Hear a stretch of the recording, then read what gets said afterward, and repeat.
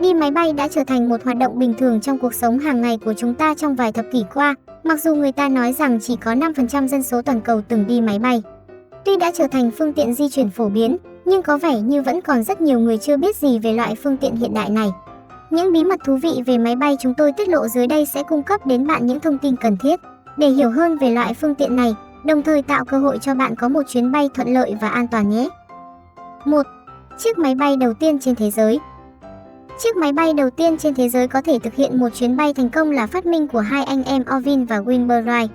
Trong chuyến bay đầu tiên vào ngày 17 tháng 12 năm 1903, chiếc máy bay của anh em nhà Wright đã bay được 40 m trong 12 giây trên không trung và trở thành chiếc máy bay đầu tiên trong lịch sử cất cánh thành công, được đặt tên là Flyer 1.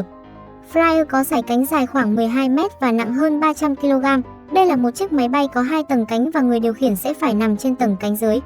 Chiếc máy bay được trang bị động cơ xăng 12 mã lực. Tuy chiếc máy bay chưa thể tự cất cánh mà phải nhờ một thiết bị phóng bằng vật nặng cho thả rơi và khi cất cánh, hạ cánh phải lựa theo chiều gió, nhưng sự kiện này đã gây ra được tiếng vang dư luận rất lớn. Thiên tài của hai anh em nhà Wright đã biến giấc mơ từ ngàn xưa của loài người thành sự thật. 2. Có bao nhiêu hệ thống dây điện trên máy bay? Một chiếc máy bay Boeing 747 trung bình có hơn 240 km dây bên trong thân của nó, hoặc gần bằng khoảng cách giữa Amsterdam và phía nam của Bỉ. Tuy nhiên, hệ thống dây điện dài nhất có thể được tìm thấy trong một chiếc máy bay là trong chiếc máy bay 2 tầng Airbus A380 là 515 km, dây cáp điện của nó sẽ kéo dài từ Sài Gòn ra tới Bình Định. Ngoài ra, một chiếc Boeing 747-400 có khoảng 6 triệu dòng mã máy tính trong bảng điều khiển của nó. Kinh khủng thật. 3. Chiếc máy bay đầu tiên đi vòng quanh thế giới. Năm 1986 đánh dấu một cột mốc lớn trong lịch sử hàng không. Một chiếc máy bay hạng nhẹ với tổng cộng 17 thùng nhiên liệu đã đi vòng quanh thế giới mà không cần dừng lại hoặc tiếp nhiên liệu một lần trên đường bay. Rutan Model 76 Voyager cất cánh ở California vào ngày 14 tháng 12 và hạ cánh 9 ngày sau đó, chỉ một ngày trước đêm Giáng sinh. Hai phi công, nhà thiết kế và trưởng phi hành đoàn sau đó đã được trao tặng cúp Collier, giải thưởng danh giá nhất trong ngành hàng không. 4. Giá của một chiếc máy bay thương mại là bao nhiêu? Giá của một chiếc máy bay thương mại có thể thay đổi tùy thuộc vào nhiều yếu tố, bao gồm loại máy bay, các tùy chọn và cấu hình cụ thể, cũng như thương hiệu và đối tác thương mại. Dưới đây là một số giá tham khảo, đây là giá ước lượng và có thể thay đổi. Airbus A320 neo có giá cơ bản khoảng từ 110 triệu đến 130 triệu đô la Mỹ. Boeing 737 Max 8 khoảng từ 110 triệu đến 130 triệu đô la Mỹ. Airbus A350-900 khoảng từ 317 triệu đến 366 triệu đô la Mỹ và Boeing 787-9 Dreamliner khoảng từ 281 triệu đến 292 triệu đô la Mỹ. Giá trên chỉ là giá cơ bản của máy bay và không bao gồm các tùy chọn, trang thiết bị đặc biệt, chi phí vận chuyển, thuế và các yếu tố khác có thể tăng giá lên nhiều lần. Các hãng hàng không thường đàm phán giảm giá khi mua số lượng lớn máy bay. Vậy mỗi chiếc có giá khoảng vài ngàn tỷ đồng, lúc nào mình mới mua được một chiếc nhỉ? 5. Máy bay nào bay nhanh nhất thế giới? Lockheed SR-71 Blackbird là máy bay phản lực có người lái nhanh nhất thế giới. Nó đã giữ kỷ lục là máy bay phản lực có người lái nhanh nhất kể từ năm 1976, bay với tốc độ hơn 3.500 km/h.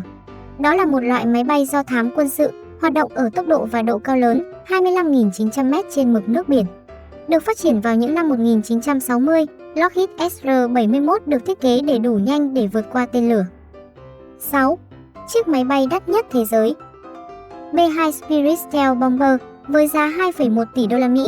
Đây được coi là chiếc máy bay đắt đỏ nhất từng được chế tạo đến mức năm 1987. Quốc hội Mỹ buộc phải cắt giảm đơn đặt hàng từ 132 xuống còn 21 chiếc. Hiện nay 20 chiếc ném bom B-2 Spirit thuộc sở hữu của không quân Mỹ. Với khả năng tàng hình và kích thước khổng lồ, nó được mệnh danh là bóng ma trên bầu trời. 7. Chiếc máy bay lớn nhất thế giới. Máy bay Antonov An-225 đang nắm giữ kỷ lục là một trong những máy bay có tải trọng tối đa khi cất cánh lên tới 600 tấn, còn lập kỷ lục tải trọng nặng nhất từng chở 253.820 kg. Khoang chở hàng của An-225 có tổng chiều dài 43,3 m, chiều rộng 6,4 m và chiều cao 4,4 m. Khoang chở hàng khổng lồ của An-225 có thể chứa khoảng 16 container hàng không tiêu chuẩn, 50 xe hơi. Có khả năng chở hàng quá khổ hoặc một tàu con thoi ở trên lưng, ban đầu được chế tạo để vận chuyển tàu con thoi Buran và bộ tên lửa phóng. An-225 chiều dài thân 84 m, nó được ví như là một con quái vật trên bầu trời vì trọng lượng chưa tải của nó thậm chí lên tới 285 tấn. Antonov An-225 có biệt danh là Miria, trong tiếng Ukraine có nghĩa là giấc mơ. An225 trang bị tới 32 bánh xe, nó có thể quay dễ dàng trên đường băng rộng 60 m. 8. Có bao nhiêu máy bay thương mại trên thế giới? Theo dữ liệu từ Hiệp hội Vận tải Hàng không Quốc tế IATA, vào năm 2020, có khoảng 25.000 máy bay hoạt động trên khắp thế giới. Nhà sản xuất máy bay của Mỹ này dự kiến sẽ có 48.575 máy bay mới được đưa vào sử dụng vào năm 2042. Bắc Mỹ sẽ chiếm 23% số máy bay mới này, khu vực châu Á, Thái Bình Dương 22%, khu vực Á, Âu 21% và riêng Trung Quốc là 20%. 9. Sơn một chiếc máy bay hết bao nhiêu tiền? Việc sơn một chiếc máy bay thương mại sẽ tốn đâu đó khoảng 150.000 đến 300.000 đô la Mỹ, hơn 3,4 tỷ đồng đến 6,9 tỷ đồng, nhưng nếu là máy bay cỡ nhỏ thì chỉ rơi vào khoảng 50.000 đô la Mỹ thôi. Tuy nhiên đôi khi sẽ có những đơn hàng đặc biệt, như chiếc chuyên cơ Ralph Voyager của Thủ tướng Anh thì có thể lên tới cả triệu đô.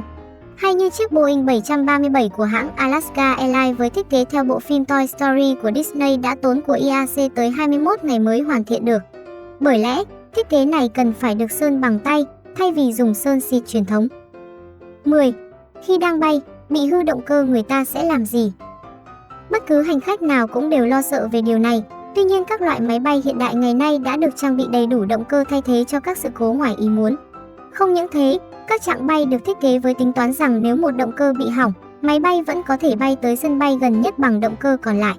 Nên hành khách hoàn toàn có thể yên tâm về các sự cố khi đi máy bay.